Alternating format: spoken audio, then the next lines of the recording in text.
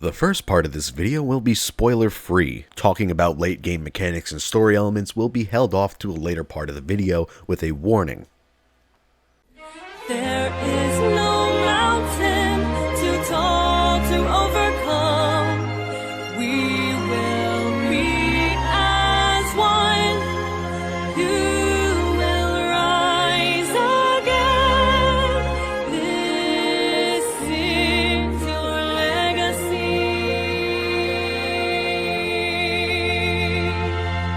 What you do from here is your call.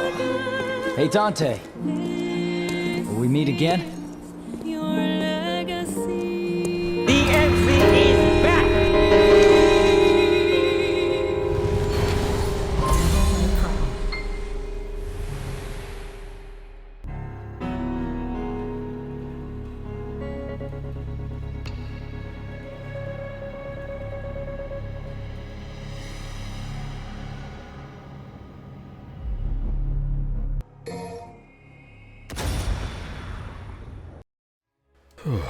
After all these years, finally, a proper sequel to the Devil May Cry series. It's been 10 years, and the hype has been unimaginable for me. All week leading up to the release, I was just going, I wish I was playing Devil May Cry right now. I wish I was playing Devil May Cry right now. I wish I was playing Devil May Cry right now. Itsuno said he planned to exceed all expectations, and I could safely say that he absolutely did.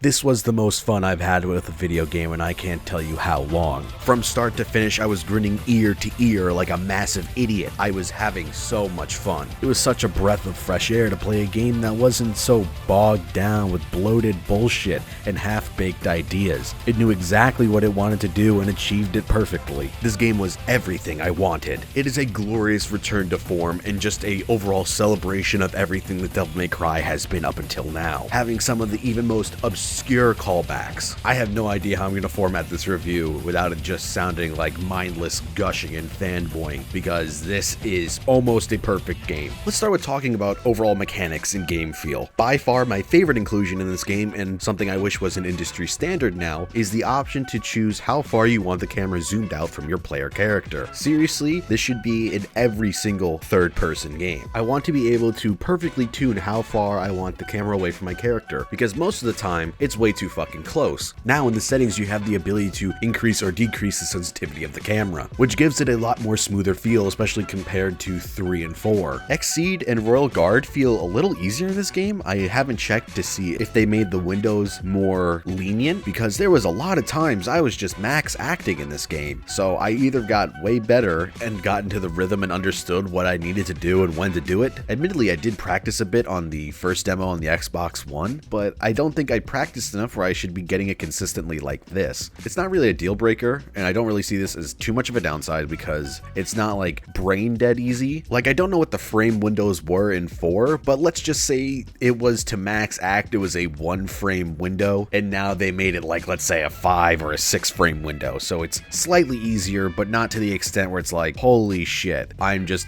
always doing it and it's piss easy. And the same thing could be said with Royal Guard. I was fucking terrible at Royal Guard in 4. I was just awful at Dante in 4, but I was pretty consistently perfect royal guarding things and just filling up the gauge and royal releasing and one-shotting enemies, which is so satisfying. The Devil Breaker is a great addition to this game. Leading up to the release, I kept in the dark on the other arms that were going to be in the game other than the ones that were shown in the demo. At first, I was a little worried going, oh no, is Gerberich just going to be the best arm because it gives you air mobility? And I could definitely see some people do think that, but I am so happy that all of the arms are super unique and have their own applicable uses. At first I was like, Helter Skelter's not that good, or Rawhide isn't that good because you have Buster Arm. But the more time I put into them experimenting and talking with other people, they actually have some really cool uses. Like Rawhide can deflect Goliath's stomach attacks back at him, and Helter Skelter's charge attack is really good at extending combos and gaining space in the air. The pre-order arms though, I think are the weakest. I only used Sweet Surrender once just for the sake of experimenting to find out what its use use is and what it exactly does, and it's not an arm that I would ever really use or need. It's there, I assume, for people who need it, but you get so many green orbs, especially on even Devil Hunter, that it just feels kind of unnecessary. It's good that it's there for people who do need it, so it's not really that much of an issue. Due to the fact you can't lock on with it, I never really used Mega Man's arm.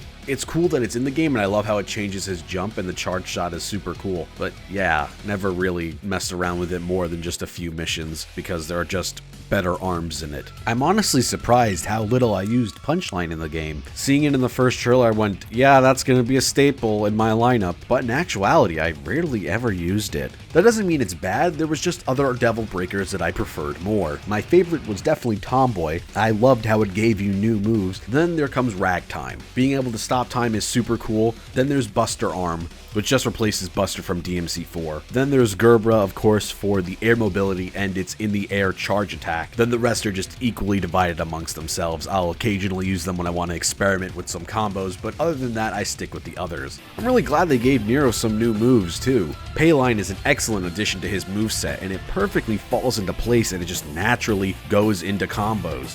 But on the topic of new combos, let's transition into talking about V. One of the coolest aspects about new characters in Devil May Cry, especially playable ones, is they always have such unique movesets, and they vary so differently from the characters already existing. I love how different Lady is. Even if I don't find her particularly fun, the fact that they did something so different is really fucking cool. And I think the same thing with V. My only complaint with him is that I wish he had more moves. I really wish Panther just had a combo C and a combo D, just something a little more. I like what's there already, I just think it's a little lacking, and if I'm not a master of the character, I think he's a little on the repetitive side. It's also incredibly annoying that Shadow and Griffin occasionally just despawn and then respawn right in front of you, especially if the enemies are pretty far away. I feel like this just breaks the flow of combat for him. Fighting bosses with him isn't particularly fun either. It's really not that interactive. Definitely his weakest part is just boss fights. Playing him on higher difficulties also isn't that fun either, just because enemies have so much health, and I feel like he has such limited options that it just gets really repetitive, like I said a minute ago. Nightmare, nightmare, nightmare, nightmare, nightmare, nightmare, nightmare, nightmare. You can't do that. He can also use some more passages to read when he's recharging his Devil Trigger from the book. I think he has 3 in total, maybe 2, and they get old really quickly. I also do not like how they are not subtitled. This is dialogue. This should be subtitled because I want to hear what he's saying, because for all I know, there could be more lines, but during really messy fights where there's a ton of enemies and explosions, you're not really going to hear him. And finally with Dante. 5 has my favorite Dante loadout in all of the games, just slightly beating out DMC3. Balrog is my new favorite punch weapon, and I think it's probably due to the fact that it's so different than the others. Gilgamesh, Beowulf, and Ifrit all function pretty similar, if not identical. They all fit the same purpose, while Balrog is both boxing gloves and kick dancing shoes. For as cool as a weapon as Lucifer was in 4, I never really enjoyed using it. So with that, I'm incredibly happy that I enjoyed all of the weapons Dante gets in 5. And you now have the ability to customize your loadout, meaning if you don't want to use a certain weapon because you don't like it, or it's just not usable or really that useful in certain missions, you can just take it off. Also, you can change the order. So if you don't want to cycle from Rebellion to Balrog, you can change whatever comes next. They did this in DMC3, but the fact you only had 2 weapons, it didn't really make a difference either way. Doing this solidifies one of DMC5's greatest strengths, and that is giving the players options to play how they want to play in such a free-form and creative way. I mentioned in other videos in the past that I'm always a fan of giving the players multiple options so you can change how they want to play the game. I've mentioned it plenty of times when referring to JRPGs, where I say, oh, give the player the ability to speed up battle animations or encounter rates, or queue up a set of attacks so when you're grinding you don't actually have to repeatedly put in the same inputs over and over again. So it's great that I see a game like DMC5 come out and just give you a fuck ton of options. Some may not even be useful to most people, but the idea is there and it gives the options to the people who actually want them. Every game should be like this. Every game should have a plethora of options. The option menu shouldn't just be a forgotten thing that's there out of obligation, like it is for some games. Honestly, Capcom as a whole has been hitting it out of the park with the option menus recently. Resident Evil 2 Remake has an amazing optimization menu, showing how each option affects the visuals and the overall gameplay feel. Giving demonstrations to how the visuals are affected in the options is excellent for people who also don't know what these things are, and are able to show them in a way that they'll be able to understand. Like trying to explain to people what anti-aliasing is, or subsurface scattering, or ambient occlusions, who has no idea what any of these things are. It just sounds like nonsense to them. So having pictures like this, I think would be really great for every game. By far the coolest option though that they added to this game, the Void. Realistically, that was my biggest desire to be in this game, was a training room to just style forever and experiment with all sorts of things.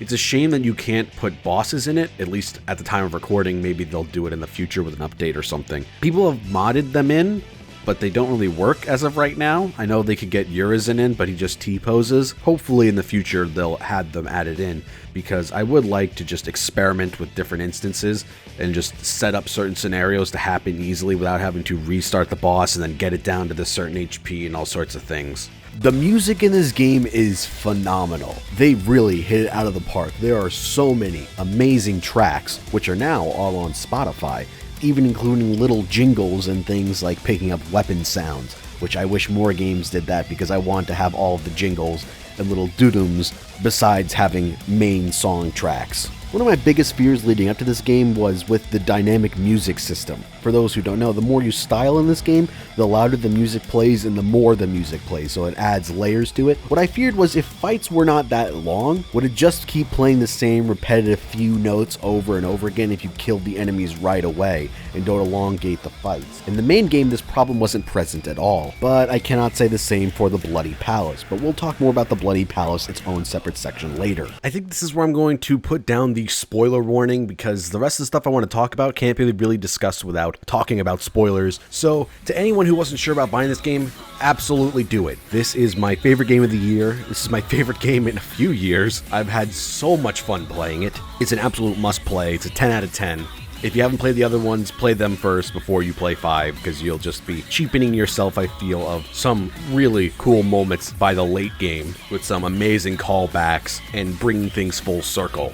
Alright, now that we're into spoilers, I want to talk about boss fights. At the beginning of the video, I said this was a near-perfect game, and the boss fights are one of my reasons for saying that. While there are some amazing ones, I feel that a lot of them are just big, large enemies that aren't really interactable until at least the halfway point of the boss fight. Like Goliath, for example, you kind of just swing at him and hit him, and he doesn't really react to anything you do until the halfway point where he'll start using the charge at you, where you can then use Overture to deflect him and send him flying. After beating 5, I still think DMC3 has the best boss fight lineup. 5 definitely has my favorite boss fight, but overall, I think 3 has the stronger lineup, and that's due to the fact that bosses are pretty interactable during fights. There's only really 2 shitty ones, that being Gigapede and Leviathan Heart. Agni and Rudra are a great fight because it's all about deflecting their attacks or making them attack each other, causing clashes so they'll throw their swords into the air, giving you time to just melee on them for free. Most of the boss fights in that game were all human-sized, so it allowed you to fight on an equal footing from them. This was something that I felt was sorely missing in 4, having the only really same footing style boss fight being Credo, which is the best boss in that game. Everything else is just big monsters that you swing at that don't really react to you until like a specific damage threshold, where they then flop over and you hit them more, or they run away and do their attacks.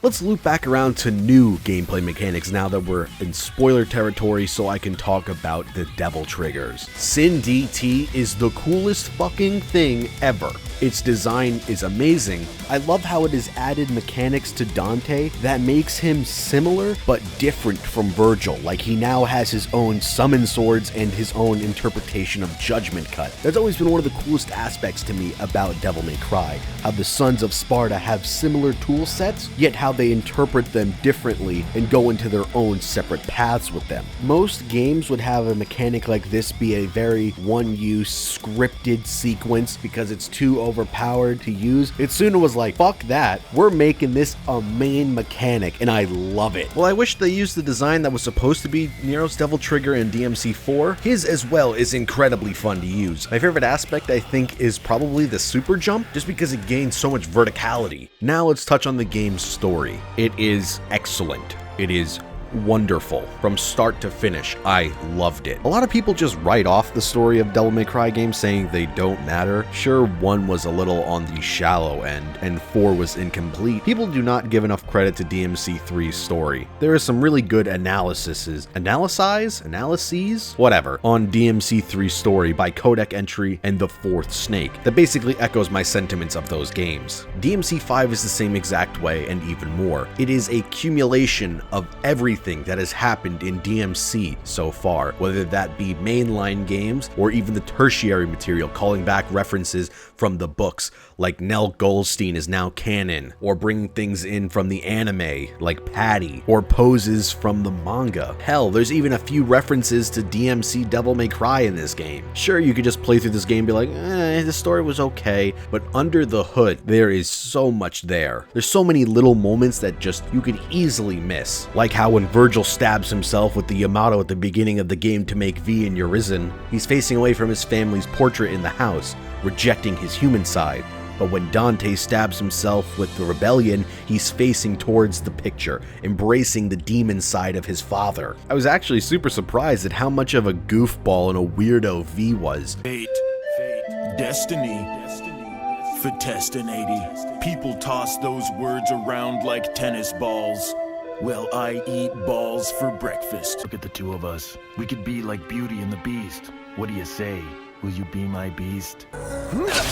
It's a game. You may have just gotten checkmate, but we're playing Chinese checkers. And as my old friend Confucius say, the hunter has become the hunter-ed. The chaser has become the chost. I wasn't expecting V to be the goofball to Nero's straight man, but their dynamic plays off each other so well. In Mission 18, when you're fighting Griffin and Shadow, when the music kicks in and it's remixes of DMC1 tracks, I just fucking lost my shit. Psycho Siren was my favorite track from DMC1, so hearing a remix of it was fucking awesome. Or Virgil's demeanor change, contemplating how things could have been different if Dante wasn't the one that was saved by his mother, wondering if their roles would have been reversed. If this was Virgil in DMC3, he wouldn't have given a fuck about that. That wouldn't have even crossed his mind. So that shows like how much this character has grown. While he did banter with Dante in 3, it feels even more lighthearted now more than ever. One of the points that people bring up for why the story feels contrived to them is because why is everyone going, Nero, you can't kill your father, you would never recover from that. And these people would just go, why though? I think on further inspection, the game does explain itself a lot better. Nero is more like Virgil than people realize. He's by far a less extreme version of Virgil, but the similarities are there nonetheless. Just listen to some of Nero's lines when he activates his Devil Trigger. My power. He mirrors his father's obsession with power, but unlike Virgil, he does not sacrifice others in order to gain what he needs. Nero stays true to what he believes in, what he thinks is right. Virgil seeks out power due to the death of his mother, feeling abandoned due to her dying before ever being able to reach him during the attack on the house. He never wants to feel weak and alone like that ever again. In the same vein, Nero originally started out just seeking out power to protect Kyrie, but his motivation for power doesn't stop there. He beats himself up over the death of Credo because he wasn't powerful enough to stop Sanctus and the Savior during the second act of Devil May Cry 4. He never wants that feeling of being not powerful enough to protect those he cares about ever again, and prove himself to Dante, who called him dead weight, as Dante has taken a fatherly figure, mentor sort of position in Nero's life. Then Nero sought out power to get revenge on Urizen for ripping off his arm, which I interpret as a dead end for Nero, because while on this path of revenge, he never gained any power or became strong enough to ever beat Urizen. It's only until the end of the game where the origins of his family are revealed to Nero, coming to terms with what really matters in his life, was he able to obtain the power he so strongly sought after. Nero's motivations for gaining power kept evolving as time went on, unlike Virgil, who stayed static, which is why he lost here, and the same reason why he lost in Devil May Cry 3. Virgil's been always fixated on this one point, being stuck in the past, never being able to move forward. We also get to see what it actually would have looked like if Nero ended up killing Virgil, with his ending in the Bloody Palace. I'm the one with power. Another complaint I've seen from people in story discussion is the final moments with how Nero got the DT. A lot of people were saying that it was because the phone call. I feel like people who are saying it was solely because the phone call are being either disingenuous, willfully ignorant, or missing the point. The center theme of Devil May Cry has always been about family, and it's especially important to Nero, someone who grew up without his parents and was fostered by Credo and Kyrie's family. While most people don't consider them canon due to how it changed some of the events, the prequel novel to DMC4 goes into a lot of depth about how Nero grew up alone and how much Kyrie's family meant to him. He literally states how he laments he wasn't able to save Credo and how he beats himself up over the fact that he died. Family has always been the #1 thing to Nero. Just look at DMC4. He didn't give a fuck about the people of Fortuna. All that mattered to him was Kyrie. The end of the game, him and Kyrie are standing in a burning rubble of Fortuna, and he's like, "We did it, Kyrie. The day is saved." After thousands of people were just fucking murdered and crushed by the savior. I really don't think it's that far-fetched or that much of a reach that after finding out that he does have a father in the picture, that he wouldn't want him to die, or Dante to die, now that he knows the person he's looked up to in a mentor and fatherly figure is his uncle, especially after he was so fixated on proving himself for the entire game to him after he called him dead weight. This is why I think it is so important that everyone plays the other games and reads the tertiary material before playing this game, because it is a sum of the parts of the entire series. A lot of the impacts aren't going to feel as strong if you didn't have prior knowledge that was fresh in your mind from the other games. Saying it's rushed is probably a fair critique. I personally don't think it is at all, but more power to you if you think that way. My only real complaint with the story is how underused Lady was. She had one good line when talking to Nero right before the final confrontation, but other than that, she doesn't really do anything to the point that makes me wonder, why is she even here? I know there really isn't much for her to do because this is the story about the sons of Sparta, and there's just no room for her to do stuff, so that kind of made me wish that she just wasn't in the game to begin with, just because she feels underused. I do love her new design. It's definitely my favorite of the three. I love how in all the portraits and the renders of her, she's got like a goofy, "This is my first day at school, guys," kind of smile. It's super cute and charming. Now, Dante and Virgil's final confrontation in Mission 19 is fucking perfect. It is everything I ever wanted. Anyone who watched my Kingdom Hearts podcast-like video, I talked about during the Kingdom Hearts 2 section about my favorite new boss fight is the Lingering Will, and I honestly had no idea how DMC5 was going to top that after having such an amazing back and forth boss fight. And Itsuno found a way. Expectations 200% exceeded. I just kept failing this boss fight on purpose for 2 hours because I didn't want the boss fight to end. It was so much fun. The effect on Virgil's Judgment Cut end when it fractures the screen is beautiful.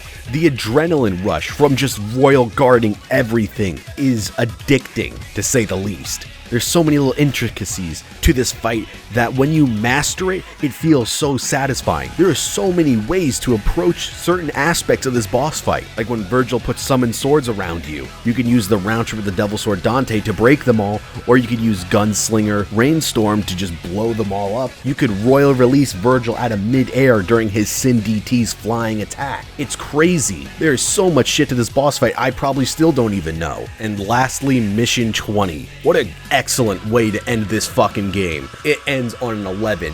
The escalation of events in this game is perfect. They had a discussion at GDC talking about how most games and stories are told giving the characters full power at the middle of the story. But they decided, now fuck that. We're gonna have, as they describe the ending, be super full power EX alpha. If you aren't trying to end your game like this in a climactic finale, you're doing it wrong. Silver Bullets is such an amazing fucking remix to Devil Trigger. When the battle started, I actually didn't DT right away. I was just fighting Virgil normally, so it only played the Your Legacy violin rendition.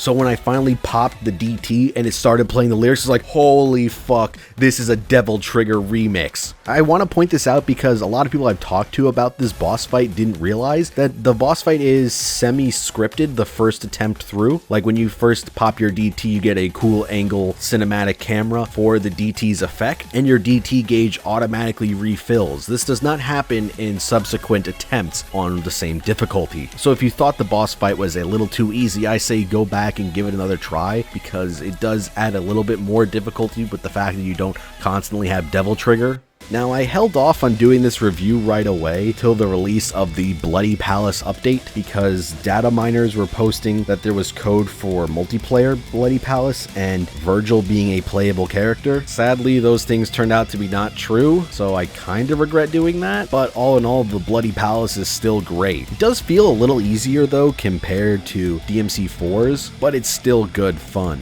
I can't say that I'm not disappointed there wasn't co-op for the Bloody Palace, because they did have the cameo system, which I didn't mention in the main part of the video. It felt kinda like they showed it off a lot and talked a lot about it, but I never really noticed it. There's only like really one section in the entire game where people will be in the same arena actually fighting with the cameo system. I was fully expecting multiplayer Bloody Palace, especially with the cameo system infrastructure. Hopefully in an update in the future they'd add multiplayer, or in a DLC, one that makes Virgil a playable character, they'll add it. This game was everything I ever wanted and so much more. Thank you, Itsuno and your team, for making something that I loved so much. I have not been so excited for a game and to play it and replay it since Nier Automata in 2017. Please, everyone, play this game. And for now, I sit here excited to see what Itsuno and his team will bring us next. Don't you dare say it, jackpot!